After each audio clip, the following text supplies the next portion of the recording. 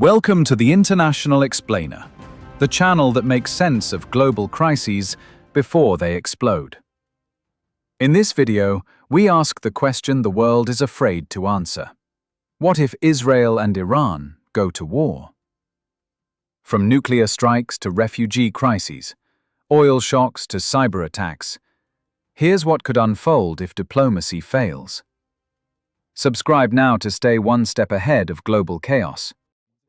Why 2025 could be the year Israel and Iran go to war.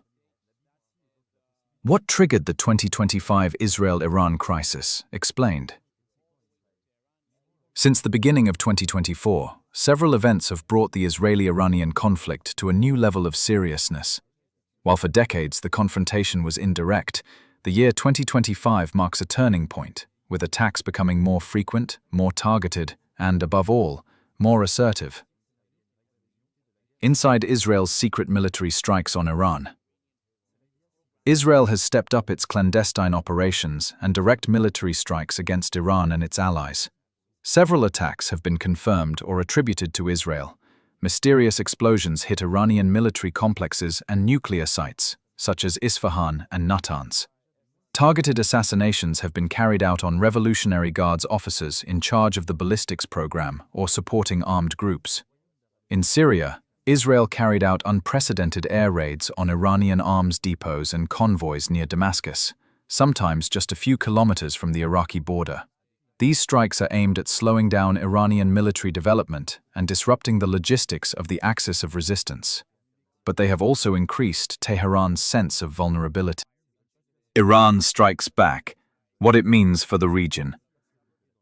For the first time in decades, Iran retaliated head-on. In April 2024, an Iranian explosive drone crashed into a military site in the Israeli Negev, claimed indirectly via an Iraqi Shiite militia. But it was above all in January 2025 that a landmark event raised tensions to a new level. After the elimination of an Iranian general on Syrian soil, Iran launched a salvo of long-range ballistic missiles towards Israeli military bases in the north of the country. The attack was partially intercepted by Israel's anti-missile system, but it was Iran's first direct military attack against Israel since the 1979 revolution. This crossing of a tactical threshold is highly symbolic. It indicates that Iran is no longer content to act through its allies, but is ready to take on open attacks, even at the risk of escalation. Iran's proxy network is crumbling. Here's why it matters. At the same time, Iran's military relays are encountering difficulties. Hezbollah, in political crisis in Lebanon and economically weakened, seems more cautious than before. In Syria, the regular army is exhausted, and pro-Iranian militias are regular targets of Israeli strikes. In Iraq, armed Shiite groups are weakened by internal divisions and popular pressure. This loss of capacity on the part of intermediary players is pushing Tehran to intervene more directly, exposing its forces even more, and thus multiplying the risks of a major confrontation. Why diplomacy has failed between Israel and Iran. The collapse of the Iran nuclear deal. What comes next? One of the few levers for de-escalation between Iran and the West was the Iran nuclear deal, JCPOA. But since the withdrawal of the United States in 2018, efforts to revive it have failed. In 2023, talks in Vienna were suspended after Iran demanded the total lifting of sanctions without sufficient quid pro quo. In return, it continued to enrich uranium to a level above 60%, a few weeks away from military capability. The IAEA, International Atomic Energy Agency, warned, but its inspectors were limited in their access to sensitive sites. As a result, dialogue is now at a standstill.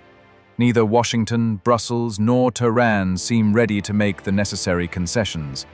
Iran, isolated, is turning to Russia and China, while Israel is stepping up pressure to force international and even military action. Why no one can stop the Israel-Iran war anymore. Until recently, Certain countries acted as mediators between Israel and Iran: Oman, Qatar, Switzerland, and even France.